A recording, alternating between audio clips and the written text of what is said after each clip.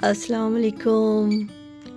आज मैं अपनी ज़िंदगी का फ़र्स्ट व्लॉग बना रही हूँ और काफ़ी नर्वस हूँ, डर भी लग रहा है और दिल काफ़ी ज़ोर ज़ोर से धक धक कर रहा है कि पता नहीं कैसे बनेगा और मैं कैसी कमेंट्री करूँगी। लेकिन मैं कोशिश करूँगी और उम्मीद करती हूँ कि आप सबको मेरी सारे दिन की एक्टिविटी पसंद आएगी। जैसे कि आप देख सकते हैं मैं इस वक्त किचन में हूँ और किचन हद से ज़्यादा गंदा है। गंदा इस लिहाज से है, पिछले मैं लास्ट 7 दिनों से बीमार थी, थोड़ी सी यूरल इन्फेक्शन हो गई थी जिसकी वजह से मैं कोई काम नहीं कर सकी। और बच्चों का और हस्बैंड का तो आपको पता ही है, वो बिल्कुल काम नहीं करते, बर्तन यूज़ करके फेंक के चले जाते हैं और एट द एंड माँ ही बेचारी को आके सारा काम करना होता है। तो स्टोव काफ़ी गंदा है, उसको मैंने क्लीन करना है। इधर मैंने बीमारी की ही हालत में दाल बनाई है और साथ में तड़के वाले चावल बनाए हैं। दाल में मैंने बॉईल किए हुए अंडे डालने हैं जो कि मैं साथ ही बॉईल कर रही हूँ।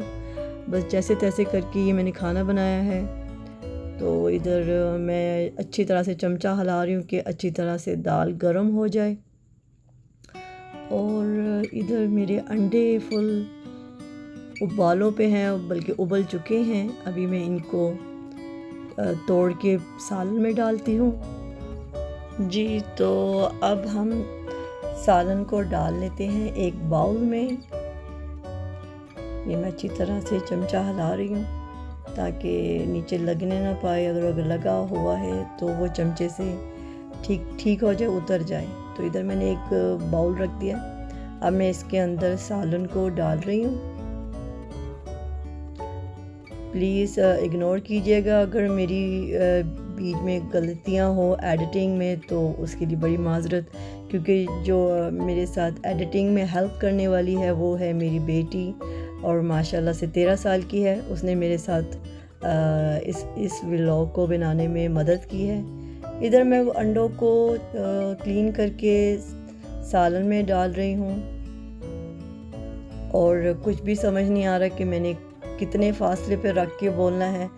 खैर, फ़र्स्ट टाइम तो जैसे तैसे करके ये रिकॉर्डिंग होगी, लेकिन नेक्स्ट टाइम मुझे उम्मीद है कि मैं पहले से बेहतर करूँगी। और इधर मैंने सालन में अंडे डाल लिए हैं। जी, इधर सालन रेडी है। अब मैं इसके ऊपर 2-3 पिंचे गरम मसाले की डाल रही हूँ ताकि दाल में कोई अच्छा सा फ्लेवर और डेवलप हो जाए। यहाँ पर मैं खाना लेकर बाहर बच्चों के लिए किचन से बाहर जा रही हूँ। ओहो, यहाँ पर एक अंडा छीलते हुए मेरे से बिल्कुल ही छीला ही गया। तो बेचारा, ये इसको हम कहेंगे बेचारा अंडा। चले, ये बेचारा अंडा मैं खा लूँगी अगर बच गया तो। आपको पता ही है, जब अंडे उबालने रखें तो कुछ सही छिलते हैं और कुछ सही नहीं छिलते। खैर, जो नहीं छिलते सही वो तो माओ नहीं खाने होते हैं। यहाँ पर खाना रेडी है। अब मैं बाहर लेके जा रही हूँ। ये मैं बाहर लेके जा रही हूँ और बिल्कुल भी नहीं पता चल रहा कि मोबाइल कैसे पकड़ूँ और बॉल कैसे पकड़ूँ, लेकिन कोशिश मेरी पूरी है कि मैं सब कुछ ठीक तरह से करूँ। जी, तो यहाँ पर खाना सर्व कर दिया गया है बच्चों को। बड़ी बेटी मेरी दोनों बेटों को खाना सर्व करेगी। बड़ी बेटी की ये पसंदीदा दाल है, चने की दाल, और उसमें बॉयल अंडे वो बहुत शौक़ से खाता है। छोटे बेटे को अंडों में सिर्फ योक पसंद है, वो सिर्फ 2-3 अंडों की योक ही खाएगा। और जो सफ़ेदियाँ हैं या तो मैं खाऊंगी या फिर बेटा खाएगा या बेटी खाएगी। तो बच्चों को हम अभी यहाँ पर खाना खाने देते हैं। अच्छा, तो अब मैं भी थोड़ी सी मेडिसिन ले लूँ। यहाँ पर मैंने क्रैनबेरी के 2 साशे लिए हैं। डॉक्टर ने मुझे डेली के 2 साशे पीने के लिए कहा हुआ है, जो यूरल इन्फेक्शन में मेरी काफ़ी हेल्प करेंगे उसको दूर करने में। यहाँ पर मैंने एक बड़े मग में 2 साशे क्रैनबेरी के डाल लिए हैं। अब इसके अंदर मैं पानी डालूँगी और इसको अच्छी तरह से स्पून की मदद से डिज़ोल्व करूँगी ताकि अच्छी तरह से पाउडर पानी में मिक्स हो जाए। और अब मैं इसको बाहर ले जाके सोफ़े पर बैठ के आराम से सिप करके पीऊँगी।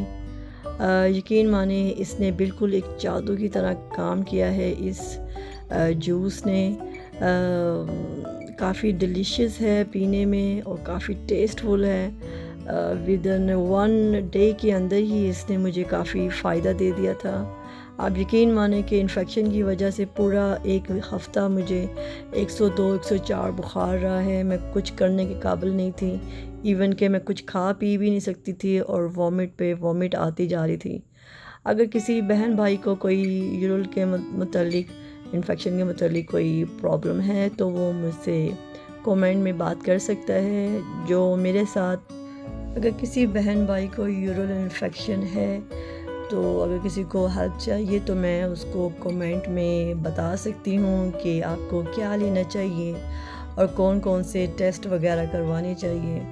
शुक्र अल्हम्दुलिल्लाह मुझे ज़्यादा टेस्ट करवाने की ज़रूरत नहीं पड़ी। घर बैठे बिठाए 2-3 टेस्ट मेरे शौकत खानम से हुए हैं जो अल्लाह के हुक्म से बिल्कुल पॉजिटिव आए हैं, जिसमें ऐसा कोई भी सिम्टम नहीं था जिसमें किडनीज़ की तरफ यूरिन इन्फेक्शन ने कोई असर किया हो। जस्ट इन साशों ने ही एक मौजज़े का काम किया है। तो चलते हैं बाहर।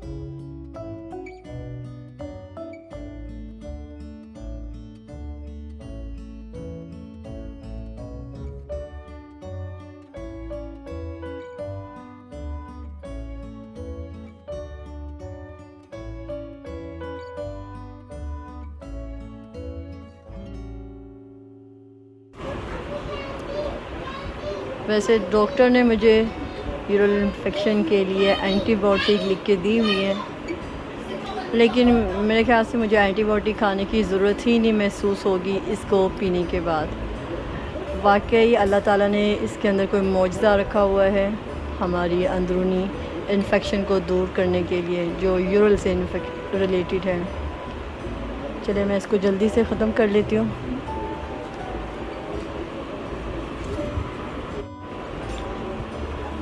वैसे काफ़ी मुश्किल है इतने बड़े मग को ख़त्म करना, लेकिन ख़त्म तो करना ही है।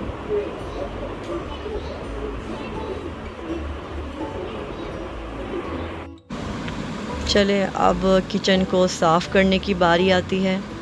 बहुत ही गंदा है, मुझे तो खुद देख के बड़ा खौफ आ रहा था जब मैं यहाँ काम करने वाली थी।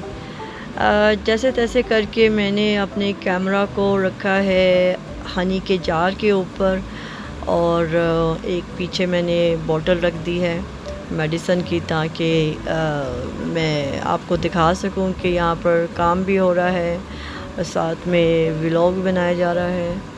वैसे आपस की बात है, मुझे काफ़ी पसंद है व्लॉग बनाना, लेकिन मैं समझती थी कि मैं नहीं कर सकती या मैं नहीं बना सकती। ये जस्ट मेरी बेटी ने मुझे बूस्ट किया है कि ममा आप करें, मैं आपके साथ हूँ, आप स्टेप उठाएं, मैं आपके साथ हूँ। अगर आपको एडिटिंग नहीं आती यहाँ पे आपकी मैं हेल्प करूँगी और बिल्कुल आपको सपोर्ट करती हूँ। You can do it mom, आप इतना घर का काम कर लेती हैं तो व्लॉग आप क्यों नहीं बना सकती। तो बस बच्चे को ही मद्देनज़र रखते हुए मैंने ये एक कोशिश की है। यहाँ पर अब मैं बर्तन धोने के लिए बिल्कुल लग चुकी हूँ और साथ ही साथ मैंने यहाँ पर स्टोव को भी क्लीन करना है और हुड को भी क्लीन करना है। सारा काम करते हुए मैं आपको यहाँ दिखाई दूँगी। चाय बनाती हूँ अपने हस्बैंड के लिए।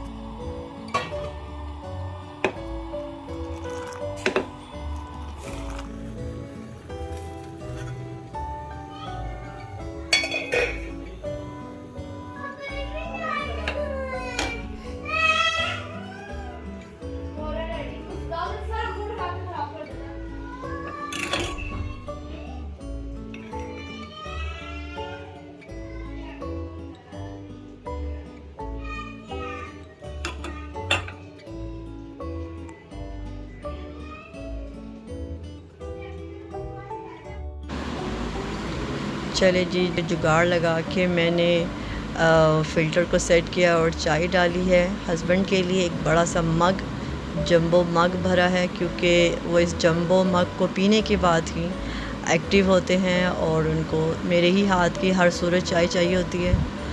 और जो बाकी चाय बच जाएगी वो गनीमत है, वो मैं पी लूँगी। वैसे मैं चाय पसंद नहीं करती, लेकिन जो हस्बैंड की चाय बची होती है वो मैं पीना बिल्कुल पसंद करती हूँ। ये देखें काफ़ी गंदा है यहाँ पर स्टोव। बच्चों ने खूब यहाँ पर फ्राइज़ और पास्ते वगैरह बनाए हुए हैं और ये यहाँ पर काफ़ी बर्तन भी गंदे पड़े हुए हैं। ये फ्राइज़ वाला पतीला रखा हुआ है और चलें अब कोशिश करते हैं, कोशिश नहीं अब बिस्मिल्लाह करते हैं इसको साफ़ करने की। यहाँ पर सारे मैं स्टैंड्स को रिमूव करूँगी वन बाय वन और इसको भी मैंने हटा लिया। और जो बर्नल्स हैं, सारे बर्नल्स को भी निकाल लूँगी मैं आराम से, क्योंकि इनमें से एक बर्नल काफ़ी गर्म था जिसके ऊपर मैंने मेरे ख्याल से चाय बनाई थी। तो इसको हम रिमूव कर लेते हैं जी। तो यहाँ पर मैंने 3 टेबलस्पून एक्सप्रेस सरफ लिया है और इसको स्कॉच ब्राइट की मदद से पानी में मैंने मिक्स करके स्कॉच ब्राइट की मदद से मैं सारे स्टोव के ऊपर इसको स्प्रेड कर दूँगी, ताकि जितनी भी गंदगी है और ऑयल और फ्राइज़ का जो भी ग्रीजीनेस लगी हुई है स्टोव के ऊपर, वो इस सरफ के मिक्सचर की वजह से नरम हो जाए और आराम से मैं स्कॉच ब्राइट की मदद से इसको क्लीन कर सकूँगी। तो यहाँ पर मैं पूरे स्टोव में इसको लगा रही हूँ इस सॉल्यूशन को। जस्ट ये सरफ है और पानी है और इसके अंदर मैंने कोई केमिकल नहीं डाला। जैसे कि आपको पता है ये ज़रा नाजुक मिजाज किस्म के स्टोव होते हैं, इनके अंदर अगर हम कोई केमिकल यूज़ करते हैं तो उस केमिकल की वजह से जो स्टोव की चमक है वो चली जाएगी, ये डल हो जाएंगे और बिल्कुल बेकार फिर आपका स्टोव लगेगा। इसलिए मैंने सिर्फ पानी के अंदर सर्फ डाल के ही इस सारे गंदे स्टोव को क्लीन करूँगी जी। तो अब बर्नर्स को वॉश करने की बारी आ गई है। मैंने काम के दौरान ही बर्नर्स को सिंक में डाल दिया था, ताकि पानी और जो भी मैं सर्फ यूज़ कर रही थी उनकी वजह से इनकी मैल कुचैल भी गलती रहे। इनको भी मैं सर्फ वाले पानी से अच्छी तरह से वॉश कर लूँगी। ये जस्ट ग्रीज़ी हैं और इनके अंदर कोई और प्रॉब्लम नहीं है और कोई गंदगी नहीं है। इनको मैं अच्छी तरह से सर्फ वाले सॉल्यूशन से वॉश करके और अच्छी तरह से धो के एक प्लेट में रख दूँगी, ताकि इनके अंदर जितना भी पानी है वो निकल के ड्राई हो जाए और फिर इनको मैं स्टोव के ऊपर सेट कर दूँगी।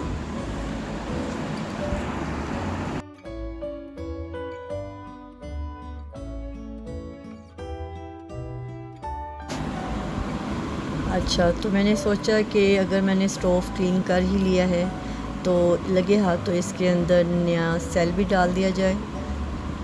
तो यहाँ पर मैं पुराने वाला सेल निकाल कर नया वाला सेल डाल रही हूँ। तो शीबा का ये एक बड़ा सा सेल है।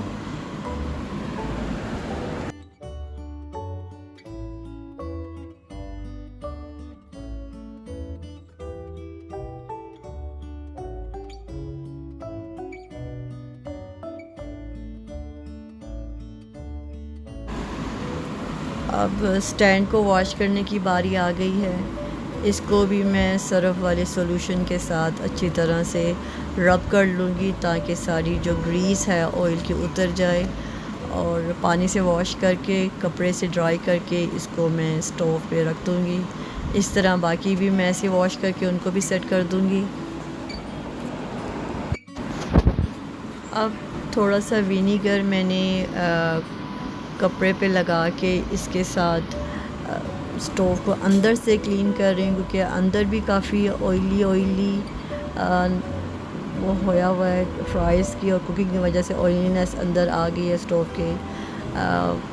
विनेगर वाले डिप किया हुआ विनीगर को मैंने कपड़े के साथ डिप करके बल्कि थोड़ा सा लगा के आधा टेबल स्पून के करीब अंदर से स्टोव को क्लीन करूँगी और एयरबड की मदद से अच्छी तरह से और मज़ीद क्लीनिंग कर लूँगी, क्योंकि रोटी बनाते वक्त भी कुछ आटे के जो पार्टिकल्स होते हैं वो जैसे तैसे करके अंदर घुस ही जाते हैं और ड्यूरिंग वॉश करते हुए भी कुछ सर्फ़ के पार्टिकल्स भी अंदर चले गए थे, जिनको मैं एयरबड्स की मदद से और इस विनीगर वाले भीगे हुए कपड़े की मदद से क्लीन कर लूँगी, ताकि जो गैस है अपना काम बाद में अच्छे तरीके से करे।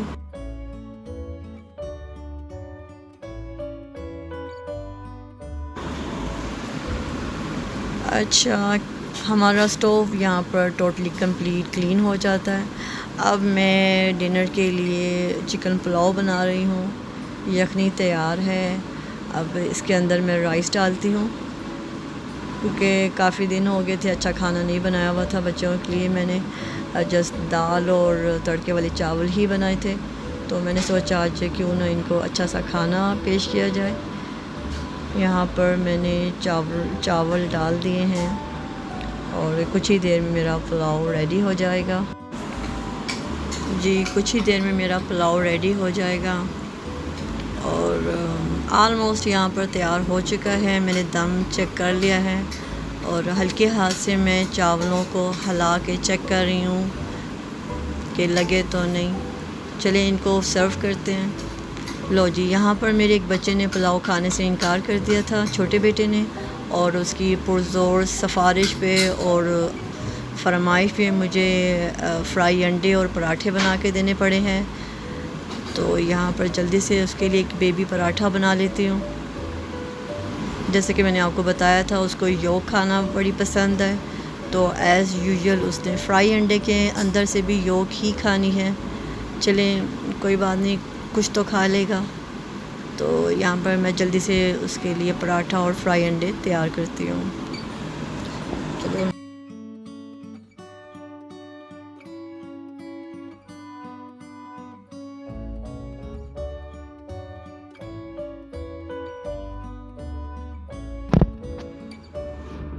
शुक्र अल्हम्दुलिल्लाह, यहाँ पर बच्चे का अंडा पराठा रेडी है। चलें अब छोटे बेटे को सर्व करते हैं। यहाँ पर मेरी बेटी मेरी मदद कर रही है, कैमरा उसने पकड़ा हुआ है और मैं लेके जा रही हूँ। और यहाँ पर ये बच्चे को खाना सर्व कर दिया गया है और बच्चा काफ़ी खुश है और कह रहा है कि मम्मा आपने ज़बरदस्त बनाया है खाना। शुक्र अल्हम्दुलिल्लाह, अल्लाह मेरे बेटे को जज़ा दे और लंबी उम्र अता करे और बेहतरीन नसीब अता करे और हेल्दी लाइफ अता करे। आमीन सुम्मा आमीन। चले, ये अब यहाँ पर अपनी पेट पूजा करता है और मैं अब निकलती हूँ अपने दूसरे काम की तरफ। तो यहाँ पर मैंने एम्पोरियम से कुछ सामान ऑर्डर किया था कार्डफोर से, जो कि मुझे मिल चुका है।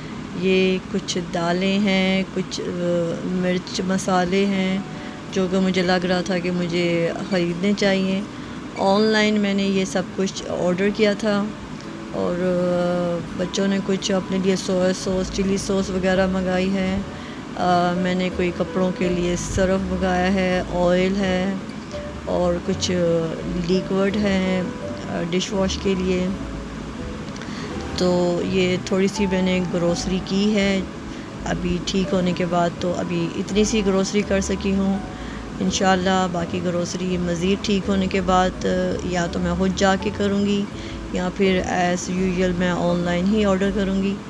तो ये मैं सामान रख रही हूँ ताकि मैं सारी चीज़ों को अच्छी तरह से साफ़ करके ये सारी चीज़ें डाल के उनको रीफ़िल कर सकूँ। तो यहाँ पर देखते हैं, सारा सामान चेक करते हैं कि जो मैंने चीज़ें ऑर्डर की हैं वो सब मुझे मिली हैं कि नहीं। चलो ओके।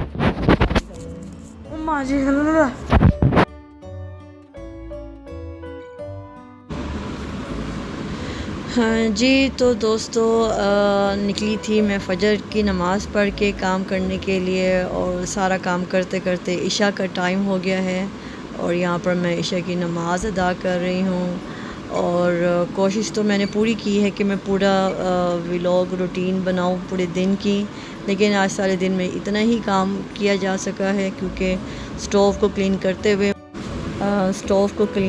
हुए और बर्तन वॉश करते हुए और खाना बनाते हुए काफ़ी टाइम लग गया था, जिसकी वजह से बाकी जो वॉशिंग के काम कपड़े धोने के, लॉन्ड्री वगैरह वो नहीं कर सकी। चलिए, उम्मीद करती हूँ आपको मेरा ये छोटा सा व्लॉग और मेरी कोशिश पसंद आई होगी, और इंशाल्लाह नेक्स्ट व्लॉग में मैं बाकी रूटीन अपनी शेयर करूँगी। तब तक के लिए मुझे इजाज़त दें और दुआओं में मुझे याद रखें। मज़ीद बातें अब हम करेंगे नेक्स्ट व्लॉग में। तब तक के लिए अपना आप लोग बहुत ज़्यादा ख्याल रखिएगा। अल्लाह हाफिज़।